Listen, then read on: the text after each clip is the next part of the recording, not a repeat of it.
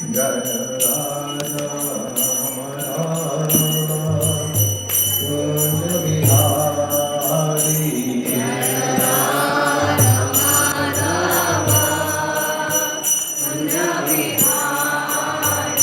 Jaya Radha Madhava Kunja Bihari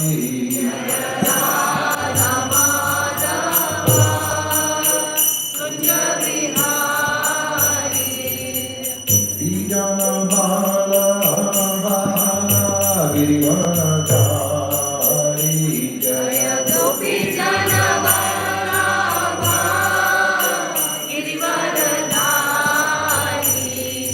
Gopi Jana Bala Girivanachari Jaya Gopi Jana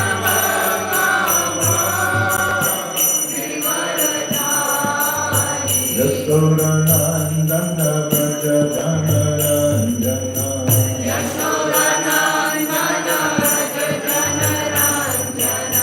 Yasodanandana Vraja Jana Ranjana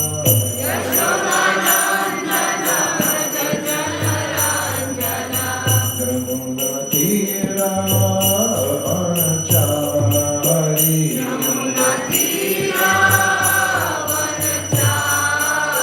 Jamuna Tira Vanachari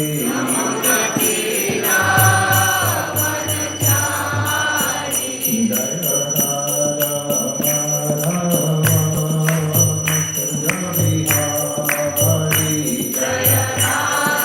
Madhava Kunja Bihari Jaya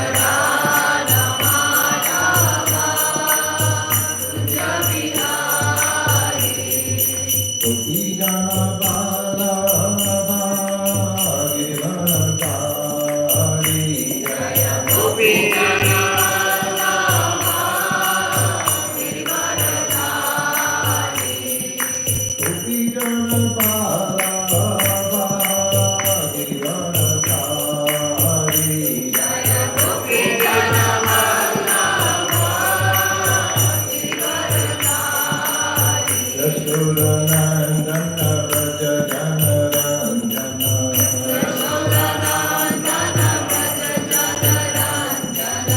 Yasodanandana Vraja Jana Ranjana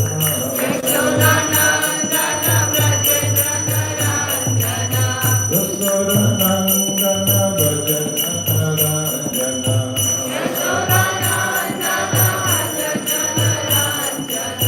Jamuna Tira Vanachari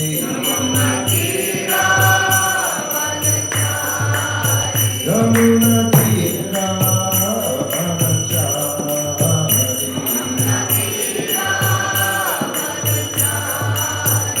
Jaya Radha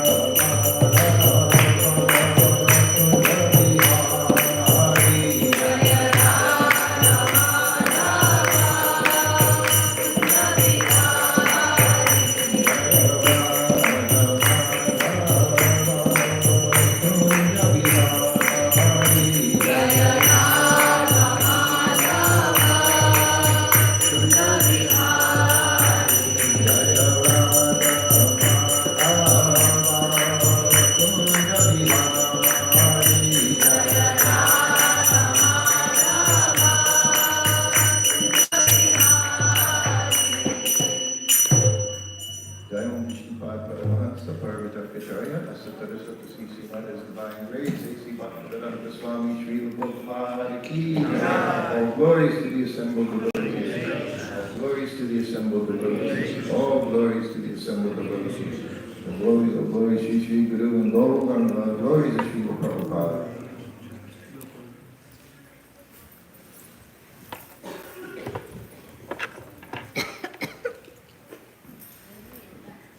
Om Namo Bhagavate Vasudevaya. Om Namo Bhagavate Vasudevaya. Om Namo Bhagavate Vasudevaya. Om Namo Bhagavate Vasudevaya. Om Namo Bhagavate Vasudevaya. Do I have a book to read from?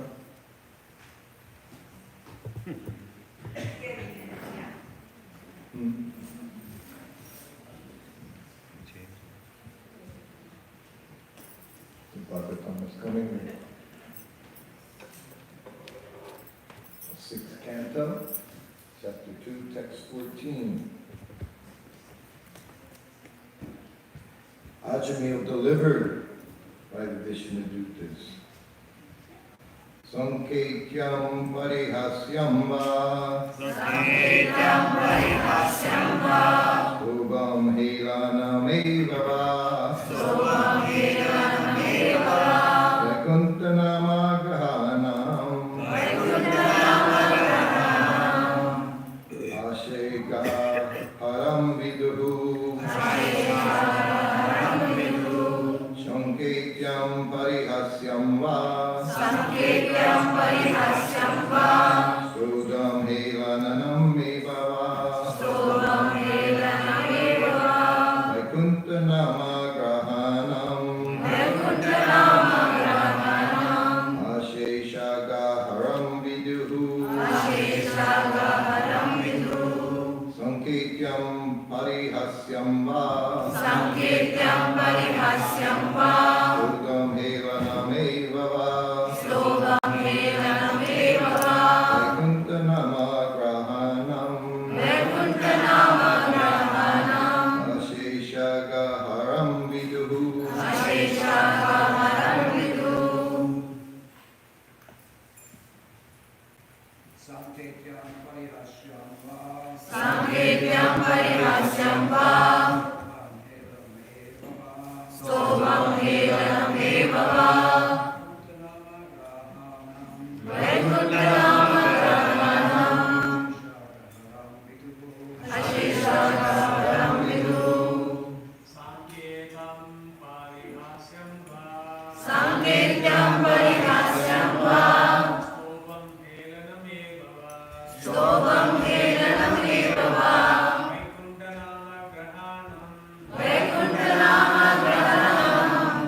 Asheshakaharam vidu. Asheka haram vidu. Ladies, Sanketyam parihasyam va. Sanketyam parihasyam va. Shobham helanam eva va. Shobham helanameva va. Vaikunthanamagrahanam. Vaikunthanamagrahanam. Eshagaharam viduha. Asheka haram vidu. Sanketyam parihasyam va. Shobham helanameva va. Vaikunthanamagrahanam.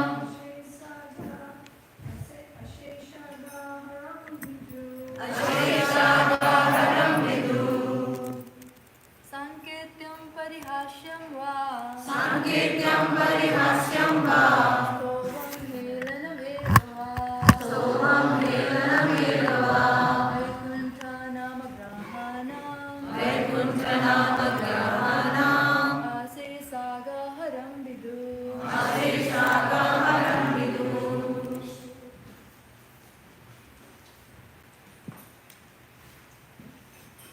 Sanketyam as an assignation. Parihasyam jokingly. Va or Stobham as musical entertainment. Helanam neglectfully. Eva certainly. Va or Vaikuntha of the Lord. Namagrahanam chanting the holy name. Asesha unlimited. Agaham, neutralizing the effect of sinful life. Viduhu, advanced transcendentalists know. Translation: one who chants the holy name of the Lord is immediately freed from the reactions of unlimited sins, even if he chants indirectly to indicate something else, jokingly, for musical entertainment, or even neglectfully. This is accepted by all the learned scholars of the scriptures. And there's no purport here. I'll read the next verse as a short purport. Patita skalito magna sandashtastapta ahataha harir itya abhishtanaha human narhati yatanaha.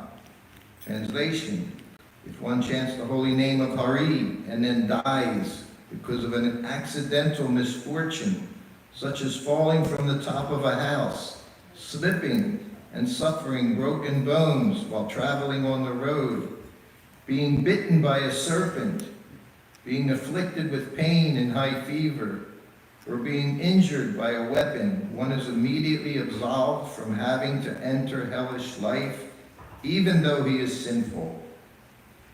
Report, as stated in Bhagavad Gita, chapter 8, text 6, Yam yam vapi smaram bhavam jajat yante kalevaram tam evati kuntaya sadatat bhava bhavati taha. Whatever state of being one remembers when he quits his body, that state he will attain without fail. If one practices chanting the Hare Krishna mantra, he is naturally expected to chant Hare Krishna when he meets with some accident. Even without such practice, however, if one somehow or other chants the holy name of the Lord, Hare Krishna, when he meets with an accident and dies, he will be saved from hellish life after death.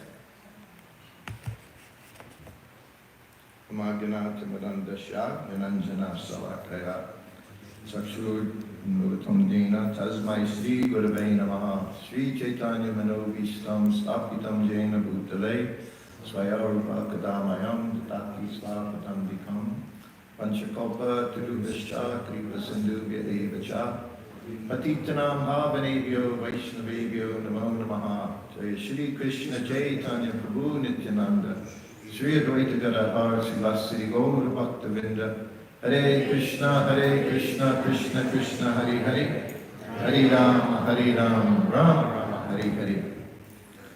Hare Krishna. So it's very nice to be here in New Vrindavan after I think about 7 years since my wife and I last came here, and it's wonderful to see so many things going on, so many improvements here in New Vrindavan community. And as Prabhupada used to say, this place was a unique place for Srila Prabhupada. It's one of the only places that I recall that he ever called the devotees here inmates. And inmates of New Vrindavan had a special classification. And going back to the early days, it was like that. Huh? You couldn't leave New Vrindavan once you came. There was no way to go anywhere. No vehicles, no roads. Anyone left, they walked out in the middle of the night, a long walk along the road to try to get to the little highway here to leave. So anyway, it's wonderful to see. We've been traveling. We just came from Australia recently. We spent 1 month there, saw Krishna consciousness expanding there. Srila Prabhupada went there 6 years in a row. He went to Australia. And going to Australia, unlike anywhere else he went, you go to Australia and you come back from Australia. It's not on the way to anywhere. It's not like he would travel around as he was going. He would go to Asia, then he would go stop in Japan, stop in Hawaii, go to Los Angeles, go to New York. when you went to Australia, you just went to Australia, 15 hours on the airplane. But when I went there, I saw the results of Srila Prabhupada's going there 6 different times.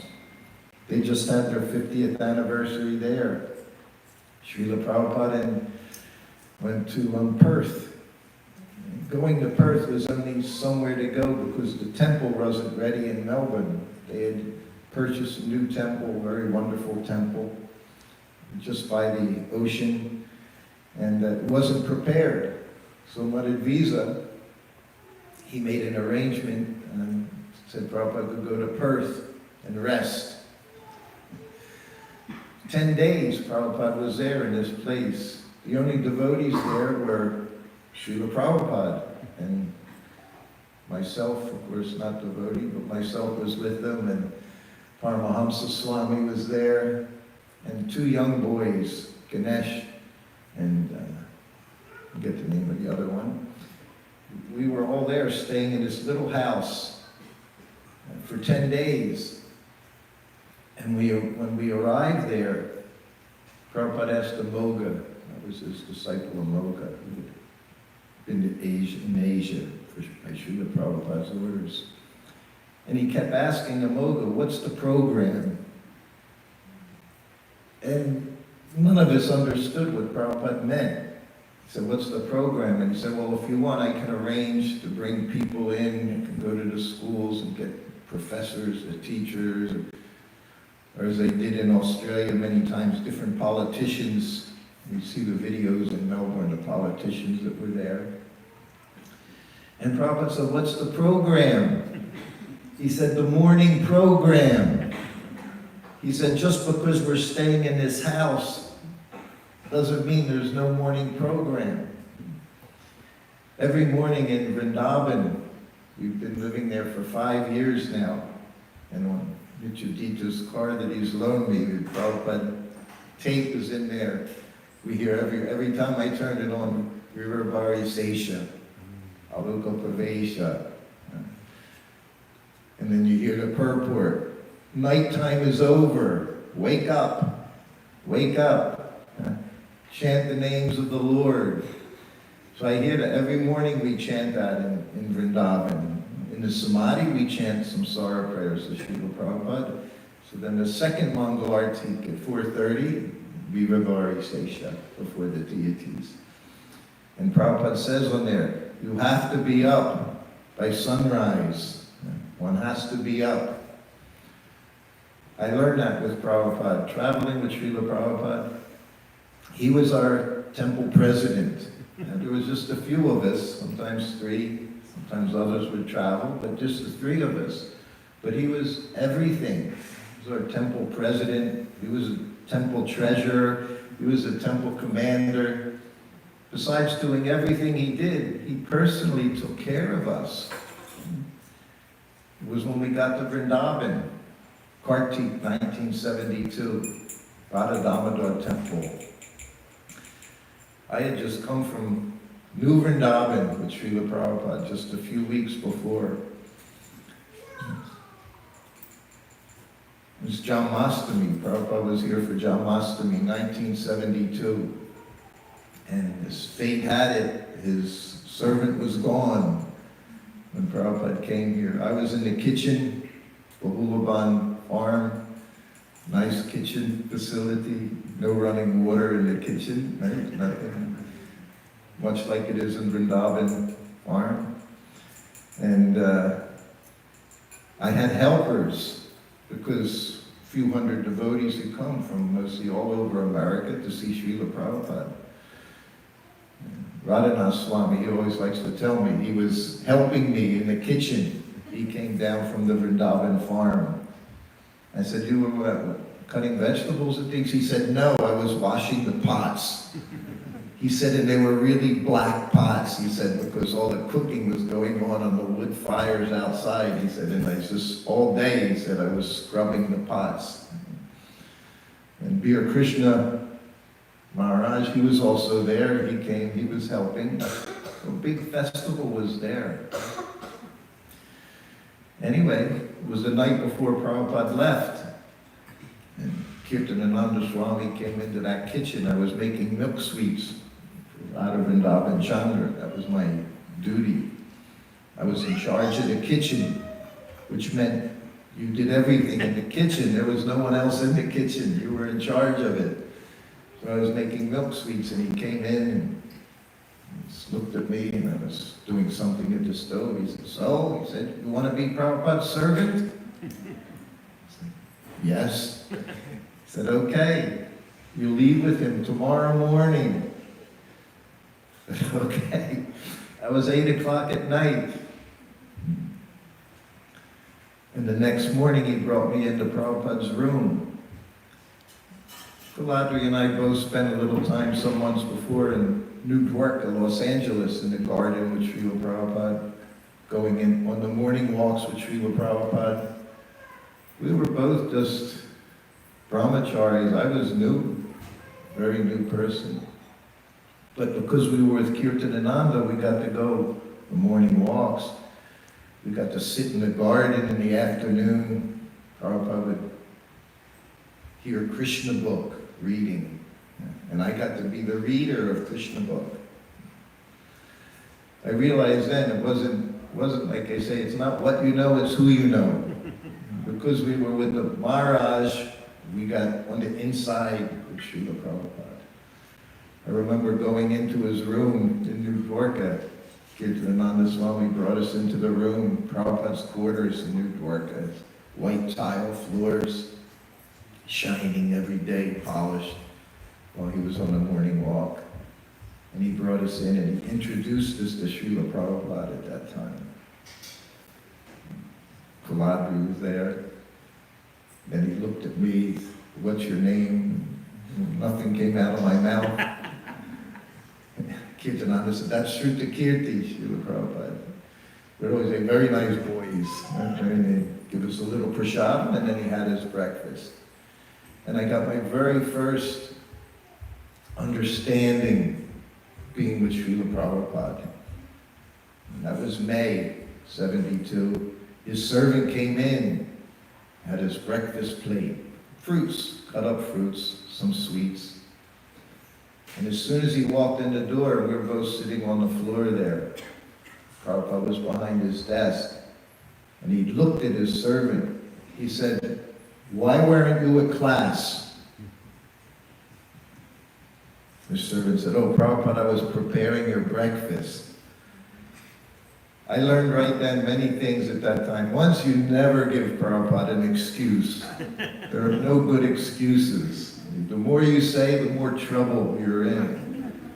And Prabhupada looked at him. He said, "Anyone can cut fruits." He said, "Your business is to be at class every morning." 2.5 years I was with Prabhupada. I was at class every morning. Every morning, right there, sitting right there. Whether I was paying attention or not, I tried to look like I was observing very carefully. Never missed one class.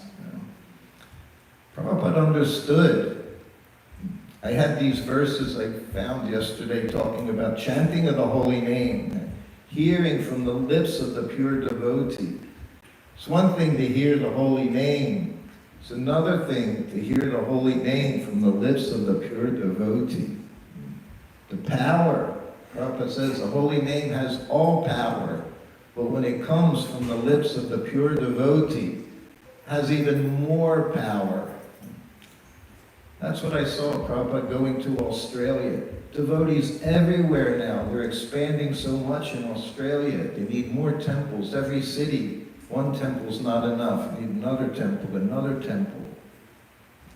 The power of the pure devotee. He was in Perth. There were no devotees there except Prabhupada going there. And there's a temple there. Everywhere he went. We were in Santon in South Africa. Johannesburg, one of those places in the little offshoot Santon. Prabhupada was there. There's a temple there.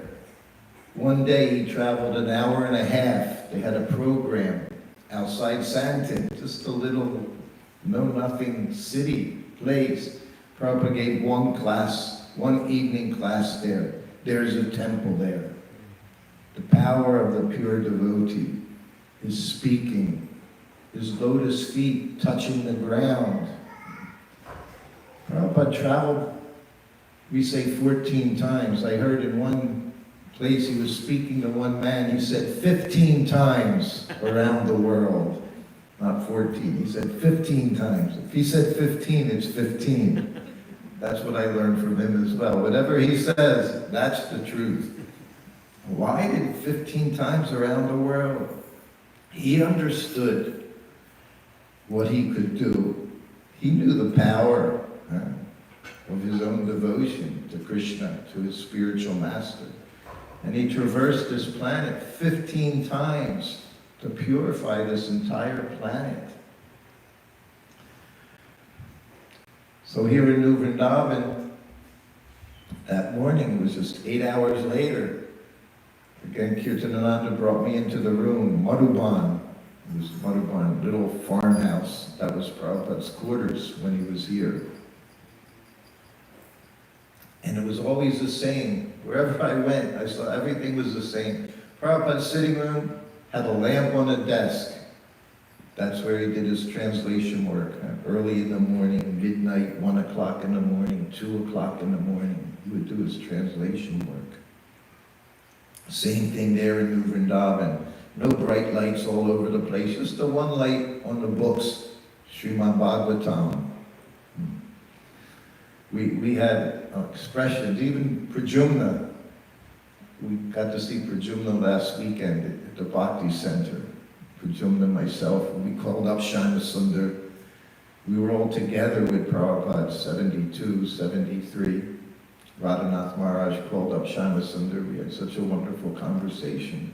Pradyumna, amazing personality. Pradyumna Prabhu, Prabhupada's Sanskrit editor. Forever, for years and years, traveling with Srila Prabhupada. Most humble, wonderful, amazing devotee. Shama Sundar, same as ever. He was the same as ever, Shama Sundar. Anyway, Kirtananda brings me in the room and he introduced me to Prabhupada. Prabhupada, this is Shruta Kirti. He's going to be your servant. Prabhupada didn't pick servants. At least not at that time. Whatever Krishna provided, his business was always serving. At one point he told me we were staying in a very lavish house in Delhi or Mumbai. After being in India for 4 months, staying in very basic conditions. No bathrooms, no hot water, everywhere you went in India. And now all of a sudden we're in this beautiful house. It was owned by some Bollywood director. We all had our own rooms, marble bathrooms, nice big beds, everything. And Prabhupada called me in, rang the bell. He knew me so well. Called me, and so Shruta Kirti, he said, how do you like it here? I said, oh, very nice, Prabhupada. He said, yes, if Krishna gives us a bed, we sleep in the bed. If he doesn't give us a bed, we sleep on the floor. This was Prabhupada as he traveled around. Yesterday we went up to the Vrindavan farm. I didn't understand or forgotten over time. He stayed there for a month back in 1969. The most basic facilities, almost no facility, just a roof over your heads. There was dirt floor down in the kitchen. Katila was telling me about the kitchen facilities. There were no facilities there. Really, talk about off the grid. I was very comfortable wherever we went. And it was very comfortable. Tree in the Bhaktivedanta Manor. The sun was shining, he'd go outside. You see so many pictures of Srila Prabhupada sitting on the lawn in the afternoon. At that time, first volume of Chaitanya Charitamrita had come out. Not even the first volume. It was called Lord Chaitanya in 5 Features. It was the first few chapters of the Adi Leela of Chaitanya Charitamrita. And as soon as a book came out, it would be shipped DHL to Prabhupada. Every time you would see Prabhupada open a book, you just see the ecstasy. He was giving words from the pure devotee, distributing to the entire world. And he had me read. Every afternoon we'd sit there and I would read from that book. One day there were some Indian gentlemen there, life member types, sitting on the lawn, and Prabhupada just said, just see how Shrutakirti reads this Bengali so nicely. He said he doesn't understand one word, but he reads it so nicely. Prabhupada was so happy. And at that time, of course, Bhagavad Gita, as it is, unabridged edition had come out. And every evening, Shyama Sundar, he knew how to keep Prabhupada for some time. He would bring people every evening for darshan. That was the secret. That was his secret. So he would have different people. Of course, we know George Harrison was coming. Different politicians were coming. Entertainers were coming. And Prabhupada would speak every evening. Ravi Shankar was there one evening. George Harrison, Prabhupada loved him very much. He came in, sat down, and of course we all knew he was coming. So the devotees there, they cooked so many nice preparations, samosas and chutneys and halwa. So as soon as he came in, he was about the same size as Prabhupada, George Harrison. He was kind of not very tall, very humble, offered his obeisances, sat down, just like one of the devotees there. And Prabhupada said, give him prasadam. So they brought it. I just ate, Prabhupada. Prabhupada, take prasadam. So he had this right there. Everyone were all sitting there, and George is there with a plate of prasadam. And he's eating, following Prabhupada's instructions. Take prasadam. So he's taking prasadam. As he's finishing, Prabhupada said, bring him more prasadam. George said, Prabhupada, I'm full, I can't eat anymore. Prabhupada said, take prasadam. Prasadam can never hurt you. Prasadam can never hurt you. Prabhupada saved the whole world, one by one, personally. Everything's so personal. So we got to Vrindavan, Radha Damodar Temple. I had no idea. It was my first time leaving home, leaving the U.S. All of a sudden I'm in India, and I'm in Vrindavan, the Radha Damodar Temple, where Prabhupada lived, sitting on that veranda between the two rooms, Prabhupada's sitting room, Prabhupada's kitchen area where he did his translation work. And I was from New Vrindavan. We were trained up, as most everyone was, up early in the morning, every morning. We knew we had certain mantras here in New Vrindavan. Of course, you never slept in more than 6 hours. Maya, you're in Maya. And Kirtananda used to say, we don't read Bhagavad Gita, we're living Bhagavad Gita. That's what we learned here in New Vrindavan. We were living Bhagavad Gita. And one morning, 5 o'clock in the morning, Prabhupada rings the bell. This is the first time. Many, many, many times it happened. I go in, offer obeisances. He says, where are the others? the others in his entourage. Of course, what could I say? I said, oh, they're taking rest, Prabhupada. Call them. This happened dozens of times. Call them. I went and called them. Prabhupada wants to see you. Another one of the mantras when you travel with Prabhupada. Prabhupada wants to see you when he's really mad. And when we said it to the others, we would be kind of happy because he's not mad at you, he's mad at because he's mad at you as well many times. So when you could pass it on to your godbrothers, you would feel a little happy. He's mad, Prabhupada's mad.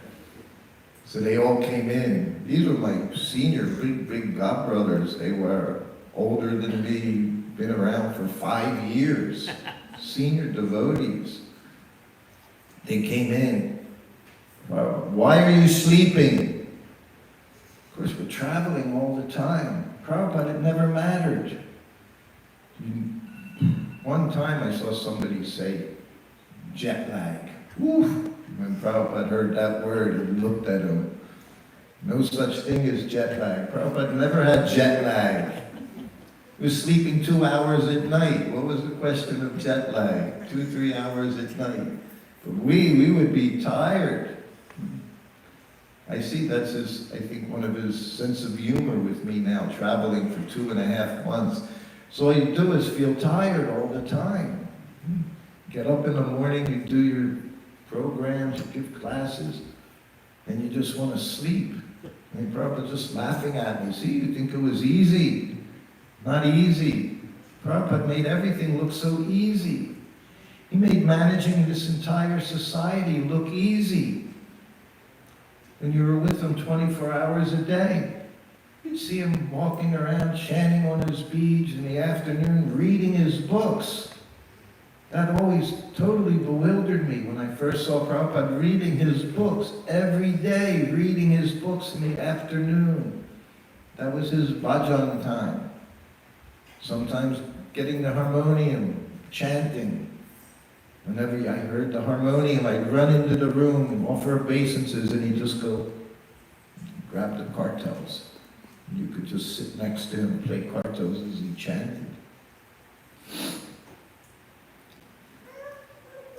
He made it look so easy.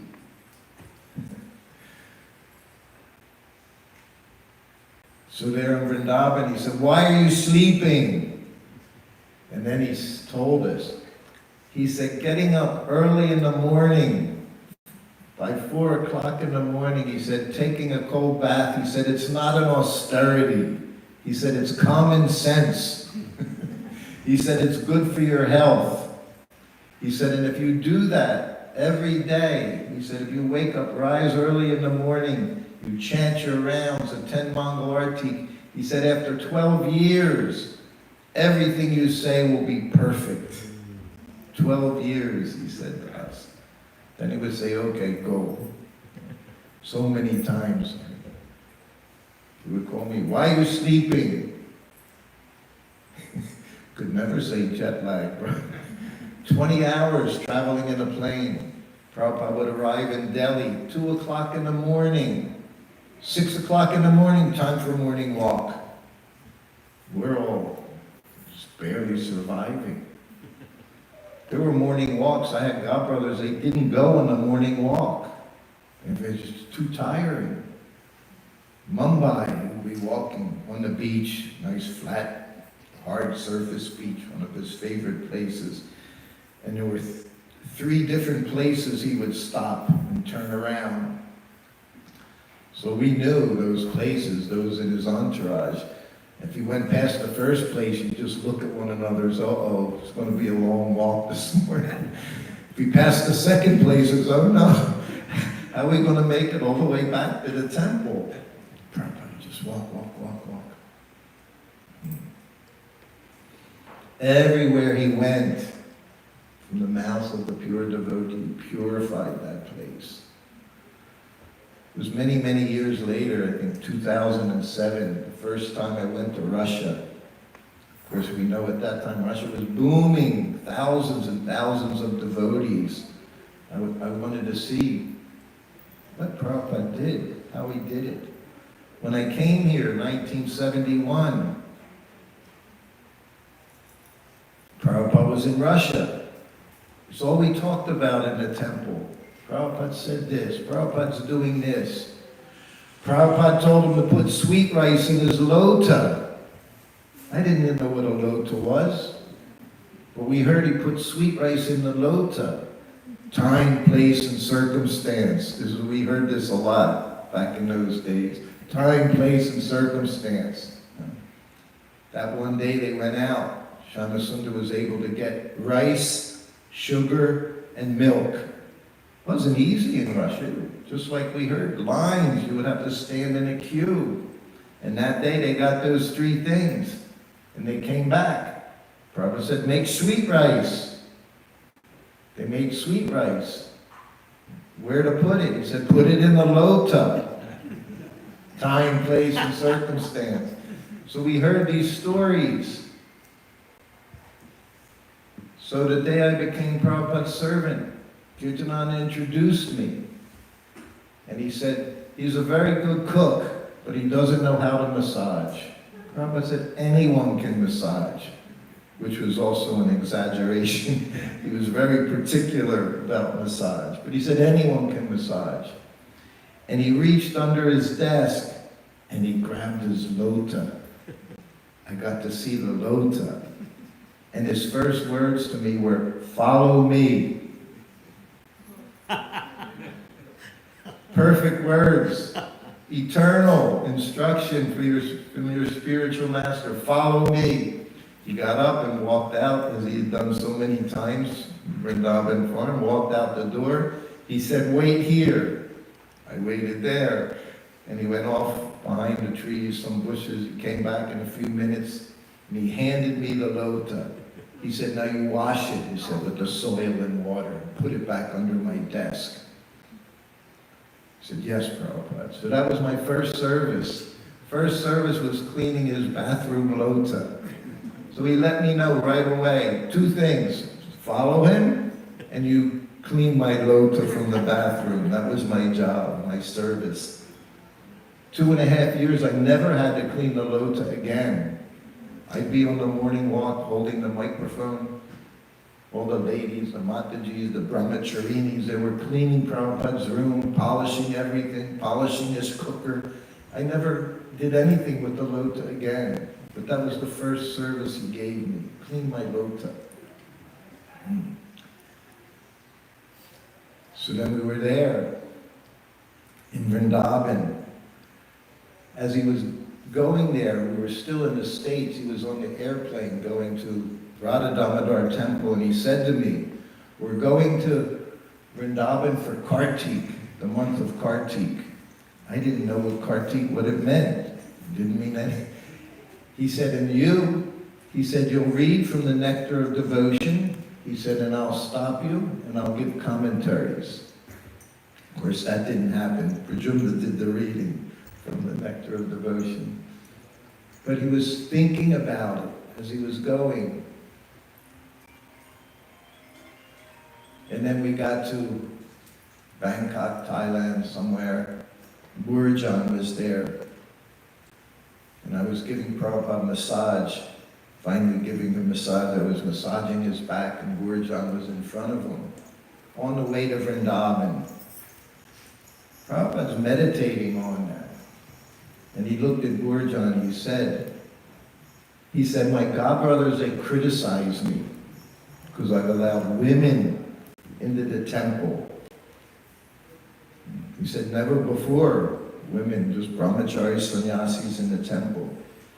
He said, but I studied the people. You know, in New York, he was there for a year, right, from 1965.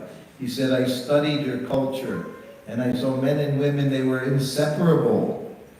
He said, so I allowed women. He said, I could understand, in order to spread this movement, how to include men and women. He said, but they criticize me. And then he said, but who goes to the temples? He said, in Mayapur, the Gaur Purnima, it's filled with widows. So he's saying the only ones going to the temple were women, but they criticize me. He said, but I made that adjustment. He said, and therefore we're successful. I was just young in the temple for 16 months. And I'm behind Prabhupada. I asked him my first question. And I said, Prabhupada, how do we know the difference between changing a principle and making an adjustment? It was the best question I ever asked. I never asked a good question after that. And it got very quiet. And he said, that requires a little intelligence. He said in a very humble way. But this was what Prabhupada could understand. In order to spread this society, this Krishna consciousness, the Hare Krishna mantra all over the world, had to include everyone. And Prabhupada, with his incredible, he was able to do that. No one can make a claim that they did anything. As they said, even his godbrothers later would say, we're just picking up the crumbs from Srila Prabhupada, just the crumbs that he's left. Like in Russia, I told them, all of you contacted Prabhupada when he was here back in 1971, as he was walking back and forth in Red Square. The power of the pure devotee, his voice, hearing the holy name from the pure devotee. Maybe you were in an insect body, a bird body, maybe he'd tread on you. I made everything very personal. You all personally contacted him. And I say that to everyone, everywhere. We're not here without the mercy of Srila Prabhupada. Somehow or other, we received Srila Prabhupada's mercy. And to remain here, all you have to do is understand that. Anything we can do is only by the mercy of Srila Prabhupada. I see I have 8:50. I'm supposed to stop here, ask if there's any questions, so we can do that at this time. So many things to say. And I didn't really even talk about New Vrindavan, which I intended to do, but I never know what I'm going to do when I sit down. So, but this place is where it all started for me. I owe my life to the devotees here, to Radha Vrindavan Chandra, to my godbrothers and godsisters who've done so much for me over the years. I became Prabhupada's servant here in New Vrindavan twice. And in August 72, and 2 years later, in July of 74, when Prabhupada came here, I had left him at the end of 73. Satsrup Maharaj became his servant for 6 months. Prabhupada was frustrated with his brahmacharis that were running away. They would serve him for a year or so and then they would be gone. So he made Satsrup Maharaj his servant. After 6 months, he was gone. And Prabhupada came here again, July 74, with no servant. Brahmananda was his secretary. And Kuladri had dragged me back from I was living at home back in Philadelphia, driving a cab. He kept telling me, come to New Vrindavan, come to New Vrindavan. And I came, put me in the little Prabhupada hut, and my wife then.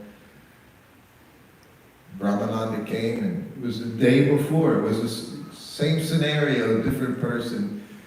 Brahmananda looked at me and said, do you want to be Prabhupada's servant? And I looked up at the Prabhupada hut. I said, where's he going? He said, India. I was like, oh no. Any place but India. It's horrible, sick, constantly sick in India. And I just thought for about 10 seconds and said, yes, I'll come. And that was it. I joined Prabhupada the next morning. It was like I hadn't been gone for 6 months. He never asked me, what have you been doing for the last 6 months? How was your household? Nothing. Just assumed my service. That's it. Your business is you do your service.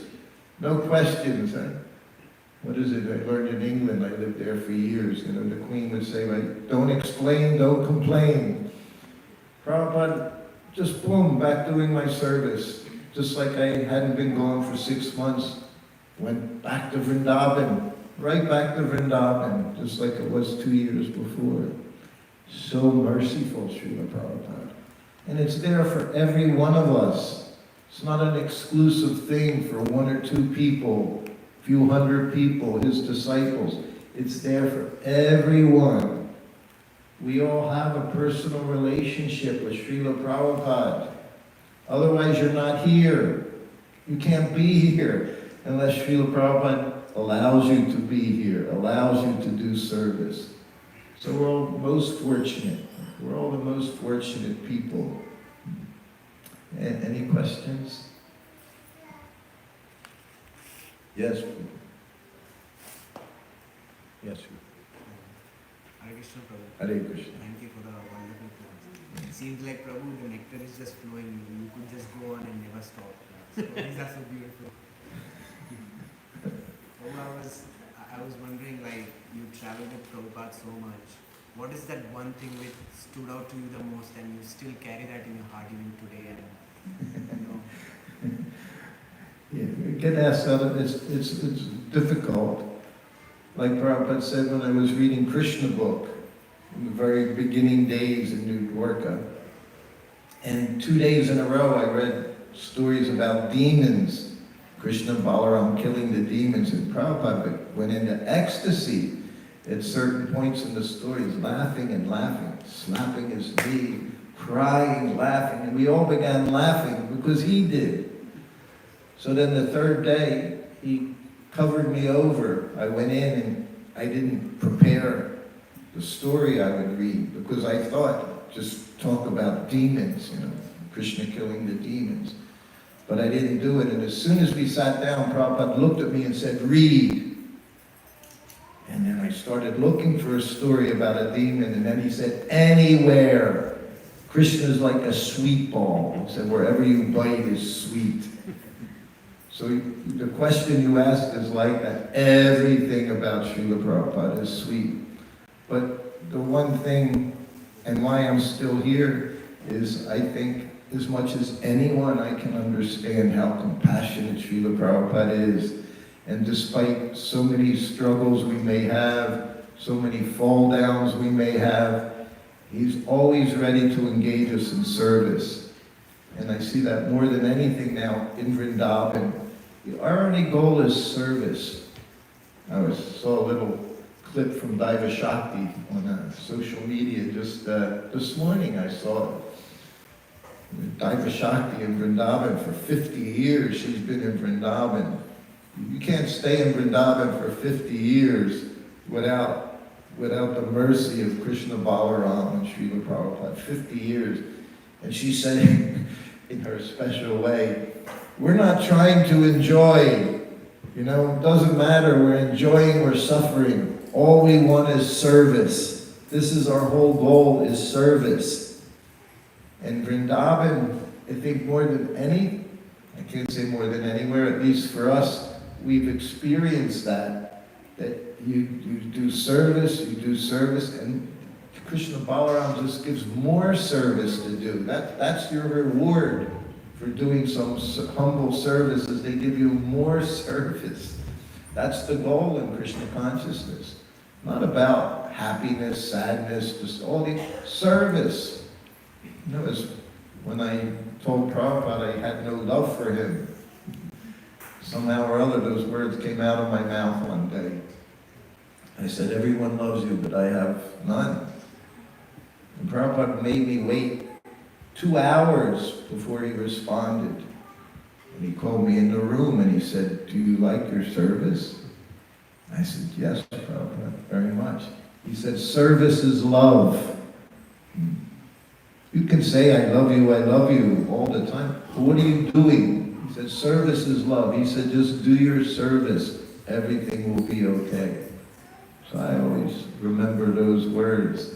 Service. This is how we prove our love, our desires, by service.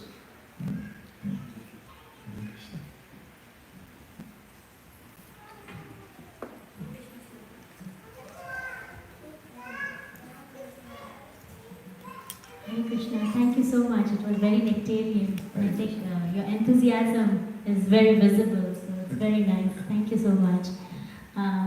I know philosophically we do talk about there's no difference between Vapu and Vani, right? Like we can associate with Prabhupada through his Vani right now.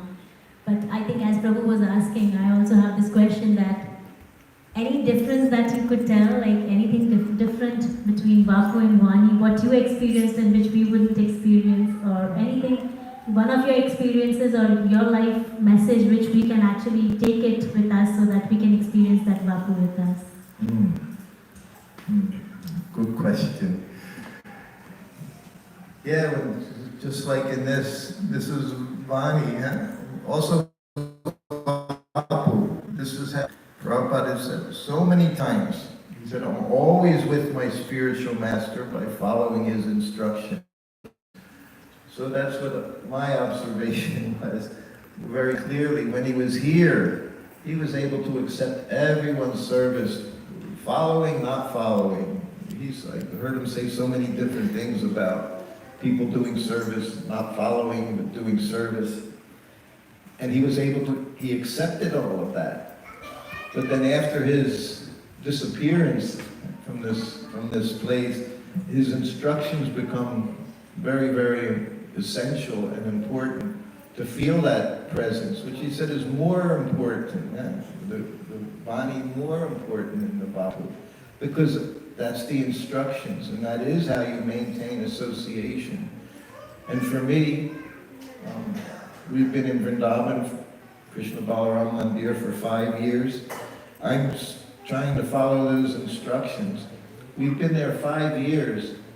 We've only been to one temple in 5 years, Krishna Balaram Mandir, because that's how he trained me up. I couldn't go anywhere as his servant. And neither did he want his others in his entourage to go anywhere. One day, he called me in, asked for his secretary. The secretary was out taking darshan of some of the deities in Vrindavan. Wonderful Madan Mohan temple, Radha Damodar, Radha Govind, all these temples. So then later on again, Prabhupada called me, he said, call him.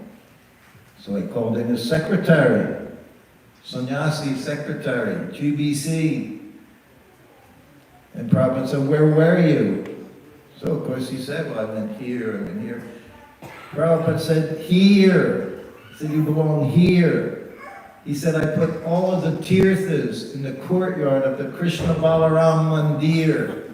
He said, you don't have to go anywhere else. Prabhupada, at least from my perspective, he taught us. ISKCON, this was his family, this is his home. You don't go anywhere else. Otherwise, like he said in Mayapur, if you go to their mat, those people will think that they've made you disciples. He said, I'm the guru of the Americans.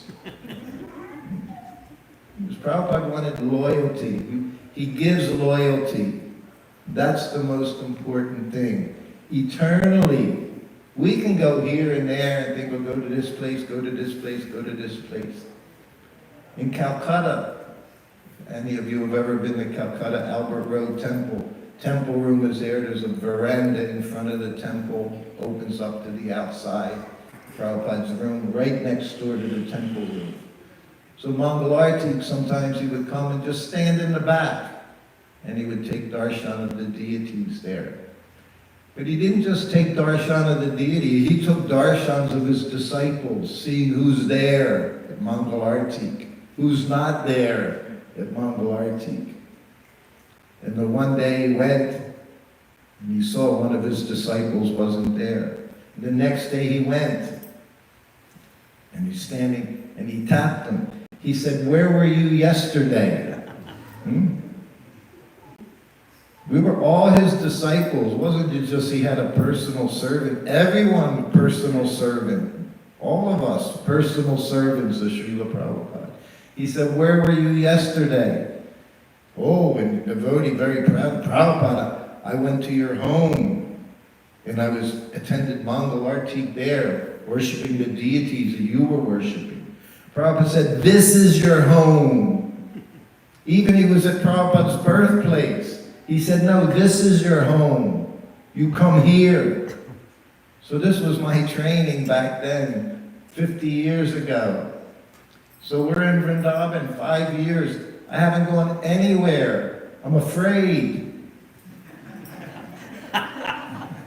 Afraid to go anywhere. I went once to Radha Damodar temple to take a godbrother to see Prabhupada's rooms, the very center of the spiritual world. Prabhupada said his room's so special. Otherwise, can't go anywhere. And leave, this is all I can do. Go and talk about Srila Prabhupada. This is how I feel close to Prabhupada, by sharing sharing what he's given me with everyone, then I can feel his presence. So we all have to find where our allegiance is. What is it we want to do? Just like Krishna reciprocates, huh? I heard him, the Prabhupada saying, Krishna, no one is Krishna's enemy, but if you want to be his enemy, he'll let you be his enemy, and he'll be your enemy. Otherwise, he's everyone's friend. Prabhupada, pure devotee, he's everyone's friend, but if you want to ignore him, fine, he'll also ignore you. But that I don't want. So I just try to stay people say I'm fanatic. I say, yes, Prabhupada was fanatic. He was fanatic with his disciples. You don't go outside, you don't hear outside.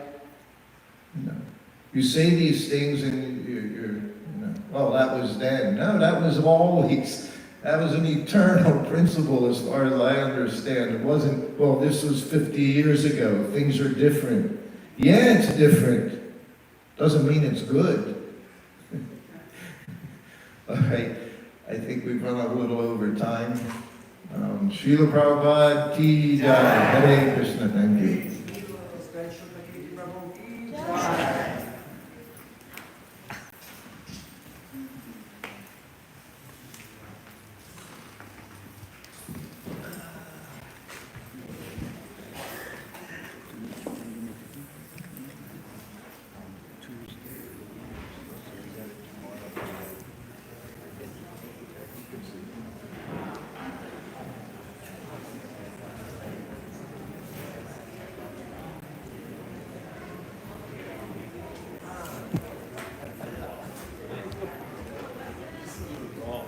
Hare Krishna devotees, today is Shri Chaitanya Prabhu's birthday.